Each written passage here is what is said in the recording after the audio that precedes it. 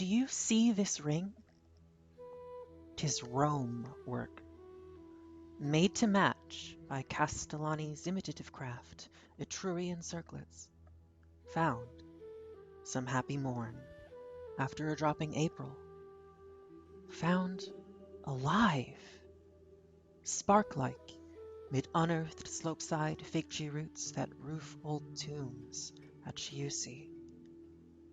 Soft, you see, yet crisp as jewel cutting. There's one trick, craftsmen instruct me, one approved device, and but one, fits such slivers of pure gold as this was. Such mere oozings from the mine, virgin as oval tawny pendant tear at beehive edge, when ripened combs o'erflow, to bear the file's tooth and the hammer's tap. Since hammer needs must widen out the round, and file emboss it fine with lily flowers, ere the stuff grow a ring thing right to wear. That trick is, the artificer melts up wax with honey, so to speak. He mingles gold with gold's alloy, and, duly tempering both, effects a manageable mass, then works. But his work ended, once the thing a ring, oh, there's repristination. Just a spurt of the proper fiery acid o'er its face, and forth the alloy unfastened flies in fume. While, self-sufficient now, the shape remains. The rondure brave, the lilied loveliness, gold as it was, is, shall be evermore. Prime nature, with an added artistry. No carat lost, and you have gained a ring. What of it? 'Tis a figure, a symbol, say, a thing's sign. Now, for the thing signified. Do you see this square old yellow book I toss in the air and catch again and twirl about by the crumpled vellum covers? Pure crude fact, secreted from man's life when hearts beat hard and brains high-blooded ticked 2 centuries since. Examine it yourselves. I found this book, gave a lira for it, 8 pence English just. Marked the predestination when a hand, always above my shoulder, pushed me once, one day still fierce, mid many a day struck calm, across the square in Florence crammed with booths, buzzing in blaze, noontide in market time, toward Baccio's marble. Aye, the basement ledge of the pedestal where sits and menaces John of the black bands with the upright spear, twixt palace and church. Ricciardi, where they lived, his race, in San Lorenzo, where they lie. This book, precisely on that palace step, which, meant for lounging knaves of the Medici, now serves revenders to display their ware.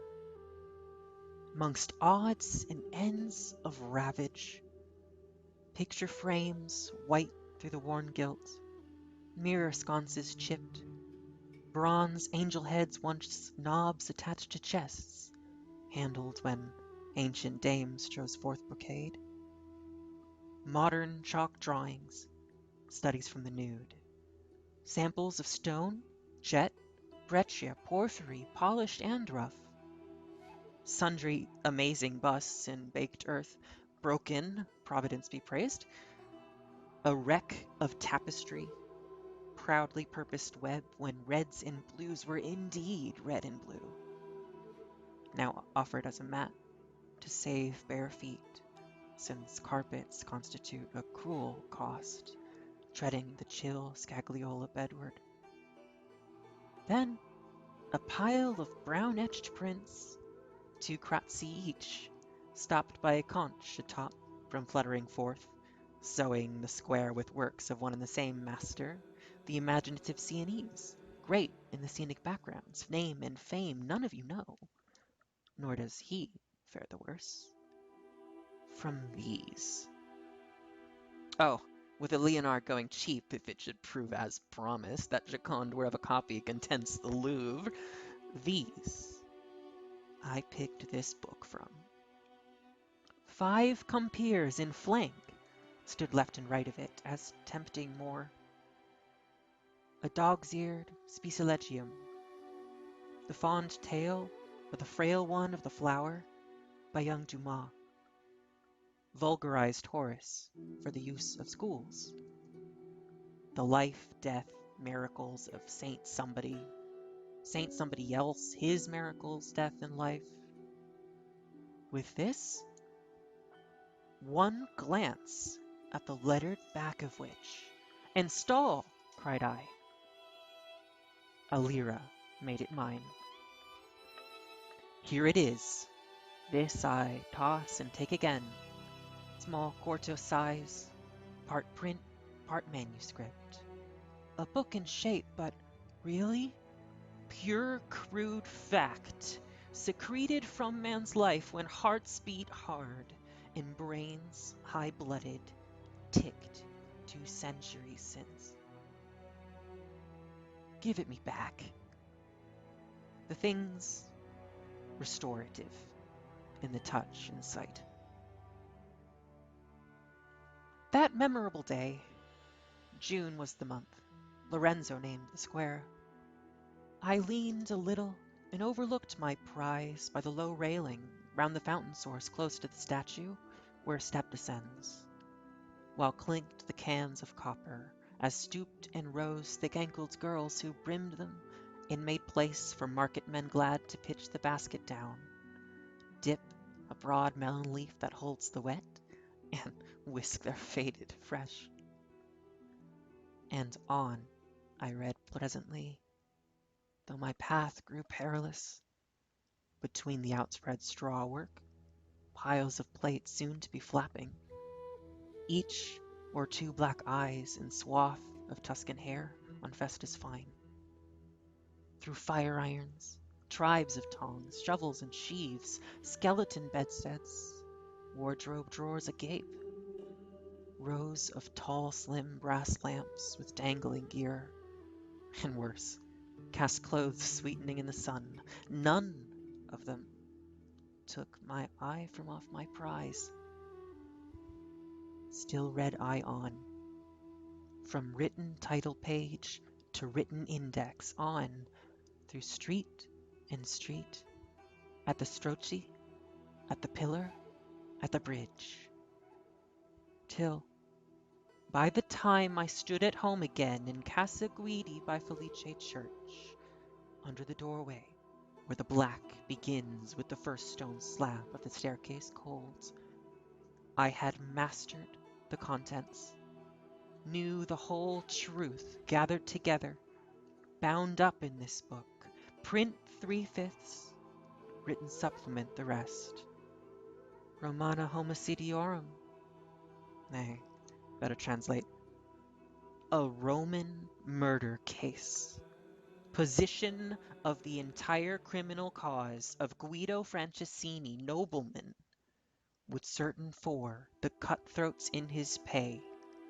Tried, all 5, and found guilty and put to death by heading or hanging as befitted ranks, at Rome on February 22, since our salvation 1698, wherein it is disputed if and when husbands may kill adulterous wives, yet scape the customary forfeit. Word for word, so ran the title page. Murder, or else legitimate punishment of the other crime, accounted murder by mistake. Just that, and no more, in a Latin cramp enough when the law had her eloquence to launch, but interfilleted with Italian streaks when testimony stooped to mother tongue. That was this old square yellow book about. Now, as the ingot, ere the ring was forged, lay gold, beseech you hold that figure fast, so in this book lay absolutely truth, fanciless fact, the documents indeed, primary lawyer pleadings for, against the aforesaid five. Real summed up circumstance adduced in proof of these on either side, put forth and printed, as the practice was at Rome in the apostolic chambers type, and so submitted to the eye of the court, presided over by his reverence, Rome's governor and criminal judge. The trial itself, to all intents, being then as now here in the book, and nowise out of it, seeing there properly was no judgment bar, no bringing of accuser and accused, and whoso judged both parties face to face before some court as we conceive of courts. There was a hall of justice. That came last. For justice had a chamber by the hall where she took evidence first, summed up the same, then sent accuser and accused alike in person of the advocate of each to weigh its worth, thereby array the battle. 'Twas the so-styled Fisk began, pleaded, and since he only spoke in print, the printed voice of him lives now as then. The public prosecutor, murders proved with 5, what we call qualities of bad, worse, worst, and yet worse still, and still worse yet. Crest over crest, crowning the cockatrice, that beggar hell's regalia to enrich Count Guido Franceschini, punish him. Thus was the paper put before the court in the next stage. No noisy work at all, to study at ease. In due time, like reply, came from the so-styled patron of the poor, official mouthpiece of the 5 accused, too poor to fee a better, Guido's luck or else his fellows, which I hardly know. An outbreak as of wonder at the world, a fury fit of outraged innocence, a passion of betrayed simplicity. Punish Count Guido? For what crime? What hint of the color of a crime? Inform us first. Reward him, rather. Recognize, we say, in the deed done, a righteous judgment dealt.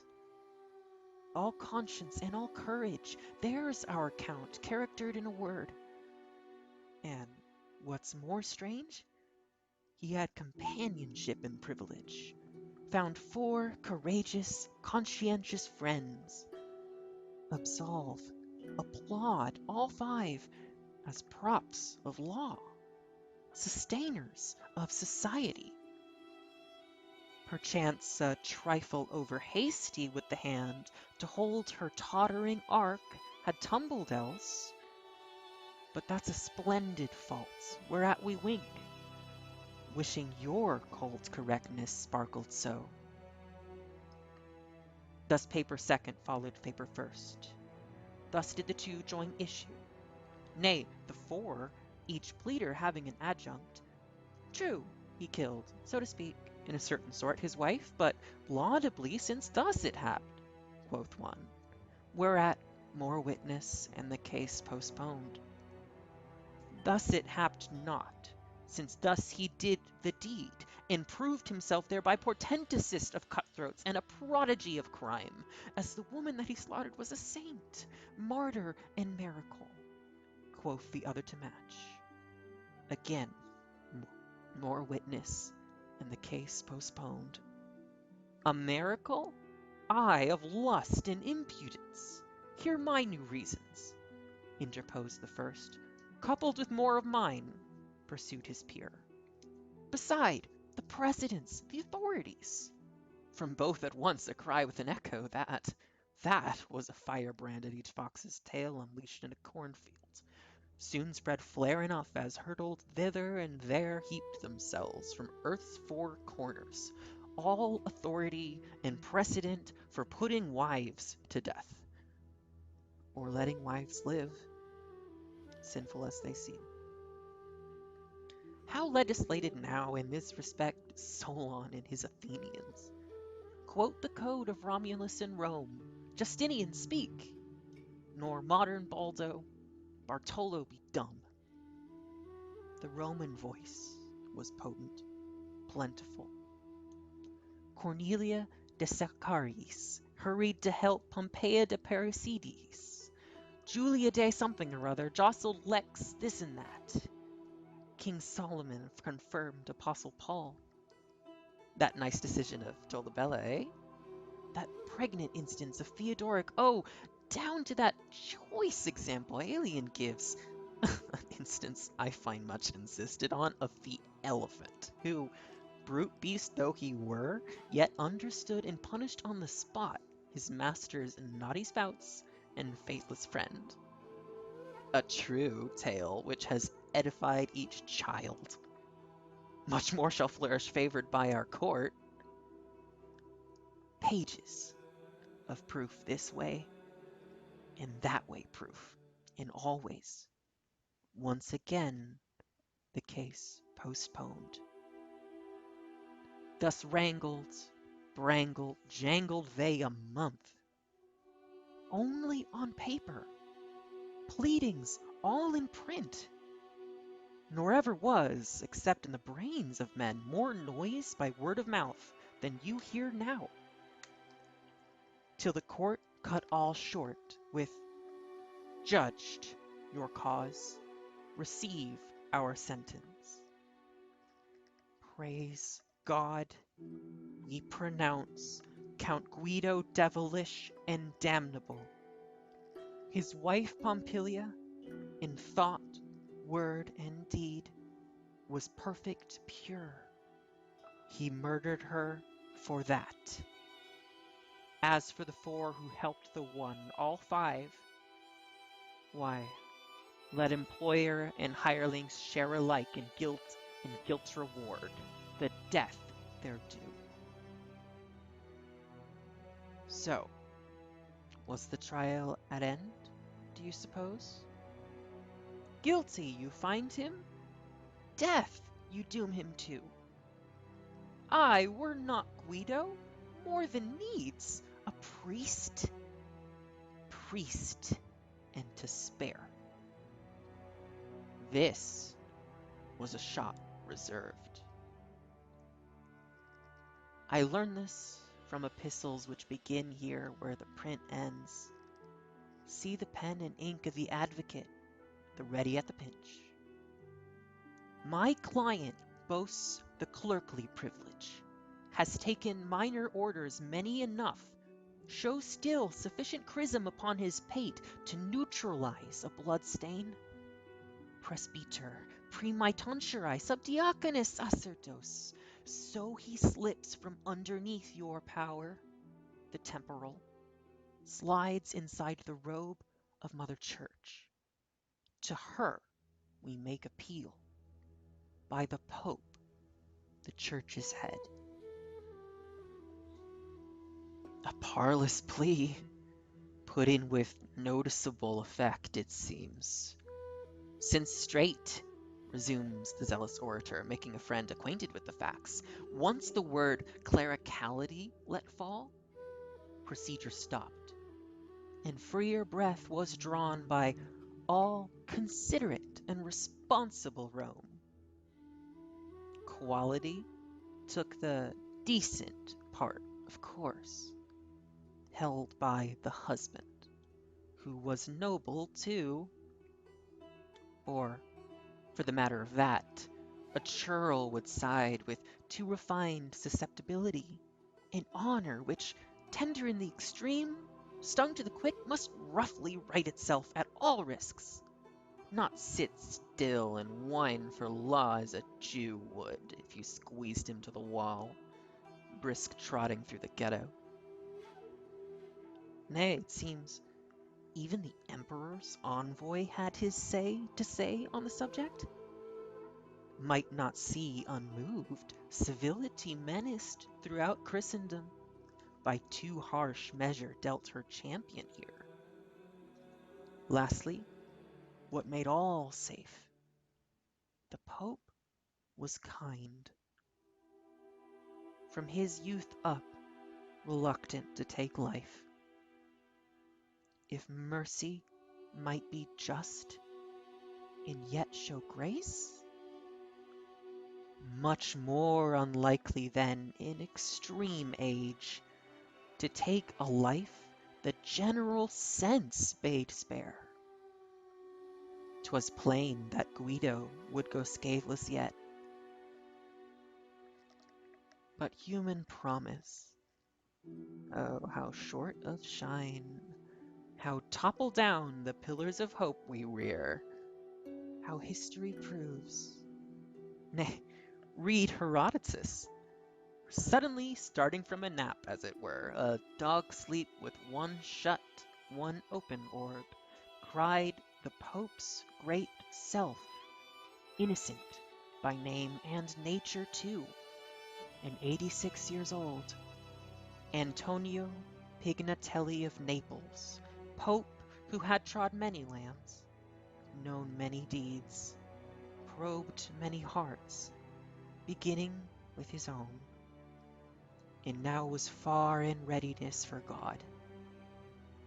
'Twas he who first bade leave those souls in peace, those Jansenists, re-nicknamed Molinists, 'gainst whom the cry went like a frowsy tune tickling men's ears, the sect for a quarter of an hour in the teeth of the world, which Clownwhite loves to chew, be it but a straw twixt work and whistling while, taste some vituperation, bite away, whether at marjoram sprig or garlic clove, aught it may sport with, spoil, and spit forth.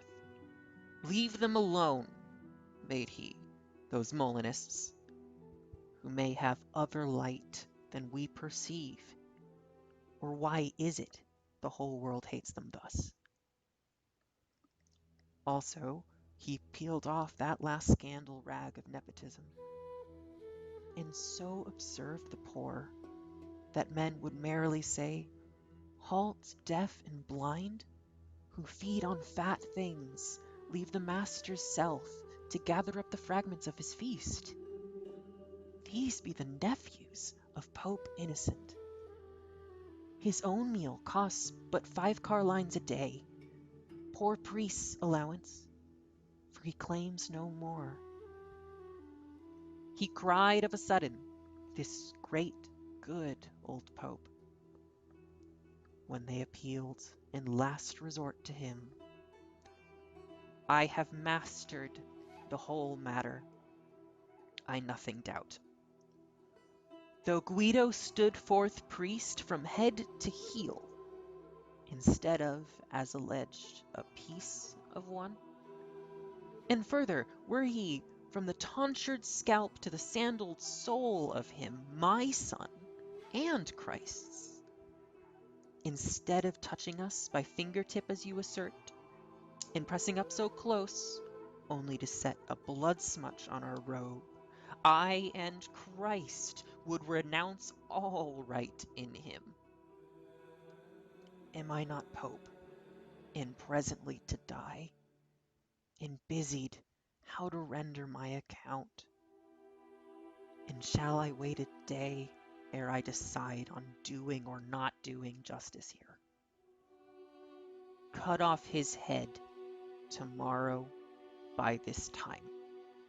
Hang up his 4 mates, 2 on either hand, and end one business more. So said, so done. Rather, so writ.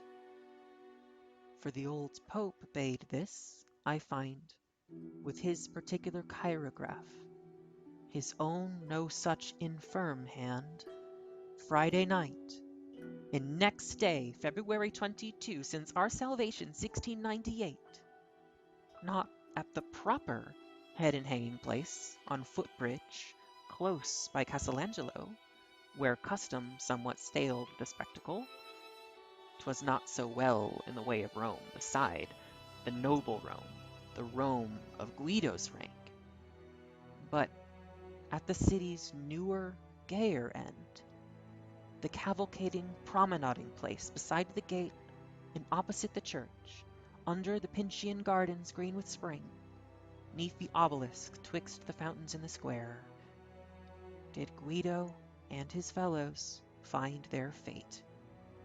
All Rome for witness, and, my writer adds, remonstrant in its universal grief, since Guido had the suffrage of all Rome.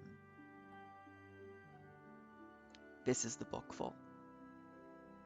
Thus far take the truth, the untempered gold, the fact untampered with, the mere ring metal ere the ring be made. And what has hitherto come of it? Who preserves the memory of this Guido and his wife Pompilia, more than Adamolo's name, the etcher of those prints, 2 crotzi each, saved by a stone from snowing broad the square with scenic backgrounds?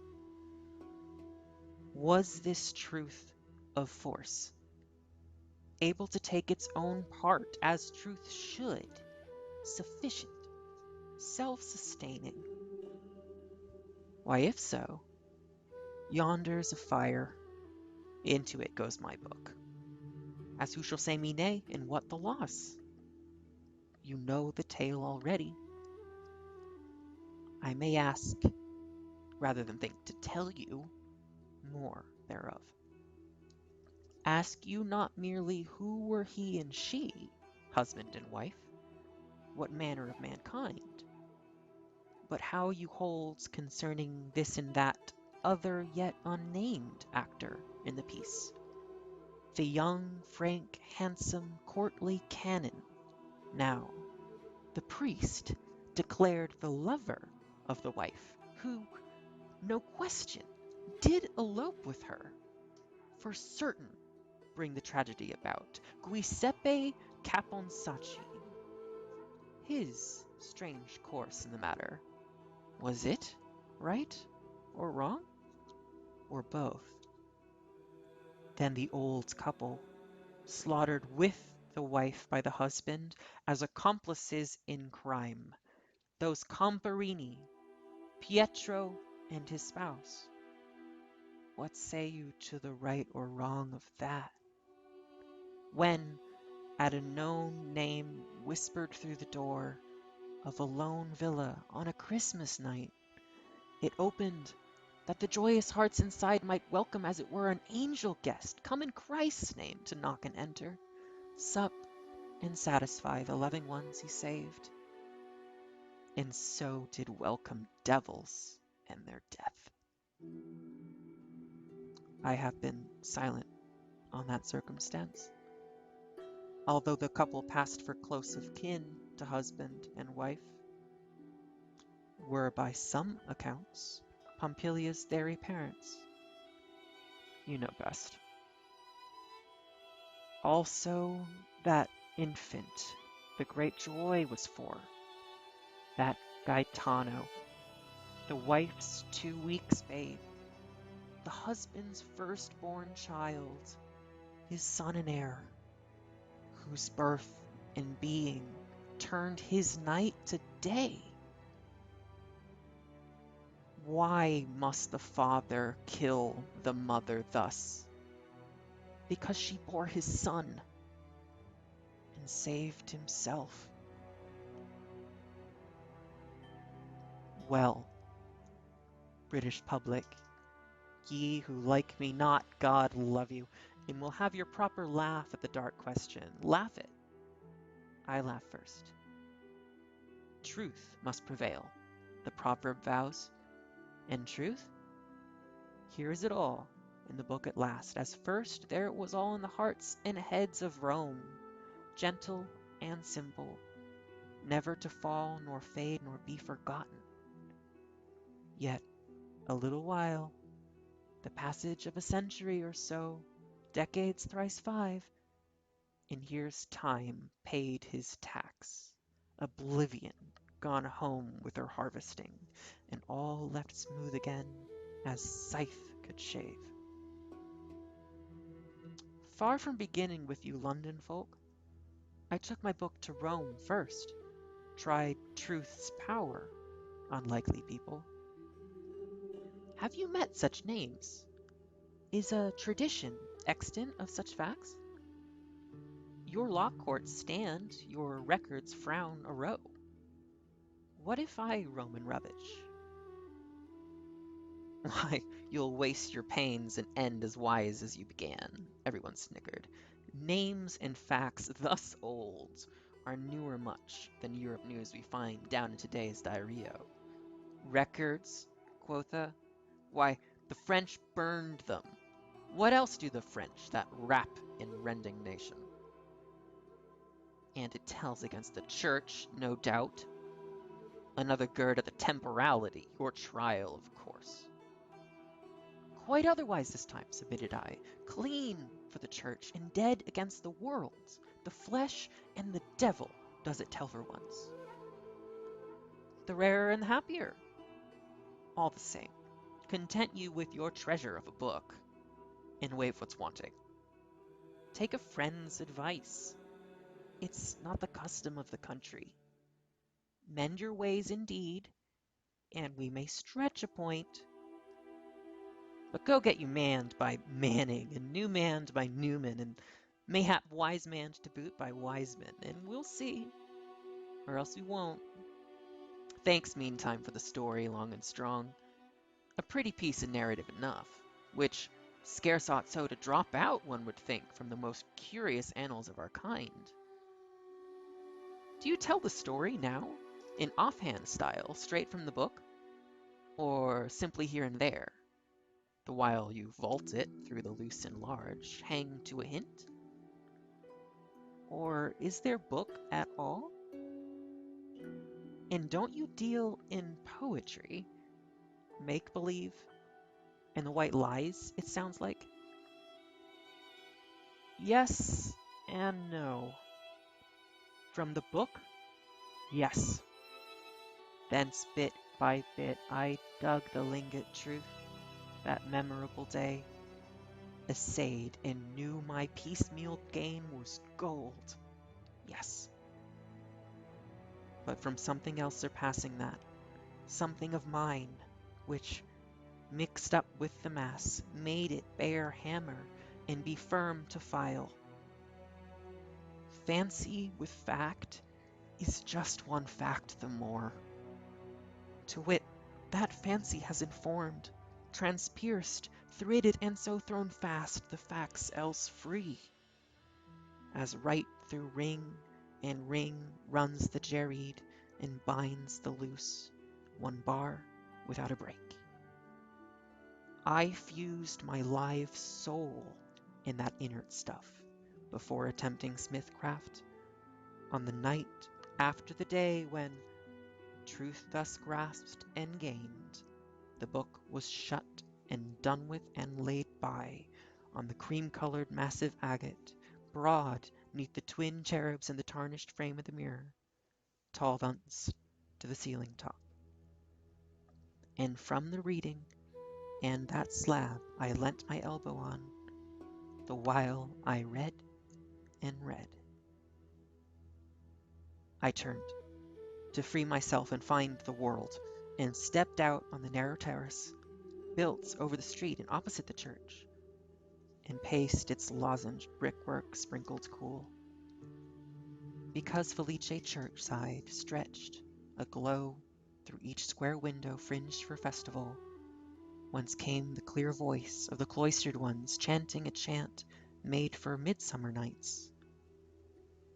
I know not what particular praise of God. It always came and went with June. Beneath in the street, quick shown by openings of the sky, when flame fell silently from cloud to cloud, richer than that gold snow Jove rained on roads. The townsmen walked by twos and threes and talked, drinking the blackness in default of air. A busy human sense beneath my feet, while in and out the terrace plants, and round one branch of tall datura waxed and waned the lamp fly lured there, wanting the white flower.